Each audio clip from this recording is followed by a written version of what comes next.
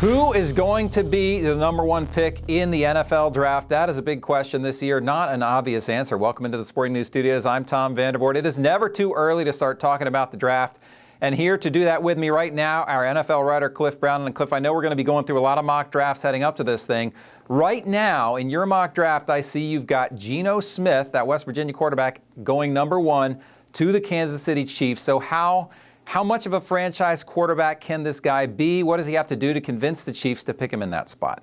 That is a big question, and that's a big challenge for Geno Smith to convince the Chiefs that he should be their guy with the number one pick. The Chiefs need a quarterback, and Geno Smith is the top-rated quarterback in this draft, but a lot of people don't think he's worthy of the number one pick. Some people don't even think he's worthy of being a first-round pick. So this draft is so much different than last year. This year, even though there are a lot of quarterback-needy teams, Geno Smith, Matt Barkley, the two top quarterbacks on most people's board, are coming into the combine having to convince teams that they should be top picks. And so Smith, what happens with Smith and the Chiefs at the number one pick is really going to determine where a lot of these dominoes fall after that. Now, I know you've got Luke Joeckel and Dermoncha Moore at 5 and 6 going to the Lions and the Browns in this draft, but I've heard Joeckel maybe as a possible top pick. So tell me why he would end up going number one, and some people have Moore going number 2 as well. Yeah, Joeckel's already proven that he's the best left tackle in the draft. And if the Chiefs don't go with a quarterback, then he is the guy most likely to be the number one pick. They can stick him in that left tackle spot for the next 10 years. When they do get a quarterback, then that will, as far as protecting that quarterback's blind side, will be taken care of.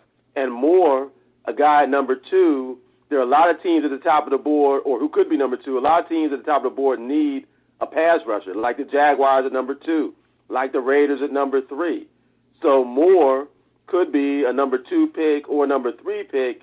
Right now, I have him going number 6 to the Browns, but he's another guy that could be fluid. But certainly, Texas A&M looks like they'll definitely have 2 guys probably go among the top 6 picks. Now, I noticed in your top 10 here, you actually have 3 defensive ends, and I'm wondering, everyone wants a quarterback, and we know those are the most valuable players really on the field ultimately in the NFL. What would you say is the second most valuable commodity or the toughest kind of player for teams to pick up?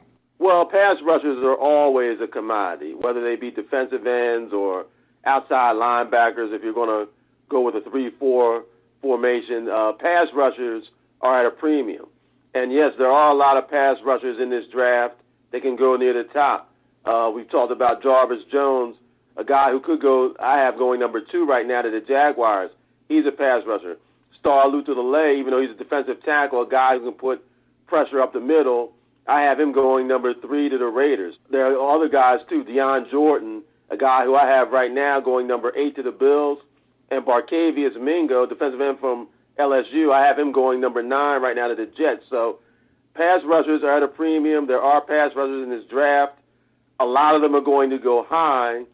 But, again, some of them may be affected by what happens with Geno Smith and with Matt Barkley. You talk about the fluid nature of this draft. How does that affect, say, what happens at the Combine? And also, do you expect to see more trades because maybe the talent level's not as high? Well, the Combine is always important, but in my opinion this year it's going to be extremely important because there's so much uncertainty. So a lot of these guys who could go anywhere from, the 2nd pick to the 20th pick are really going to come to the Combine with an opportunity to make a stronger case for themselves.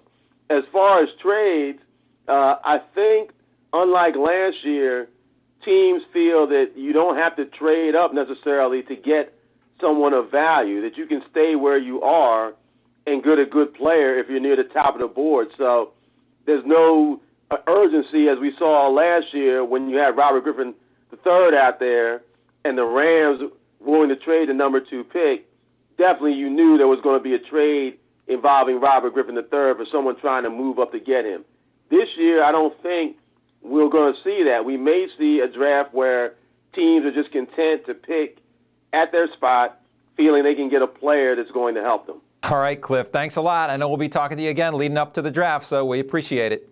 Thanks, Tom.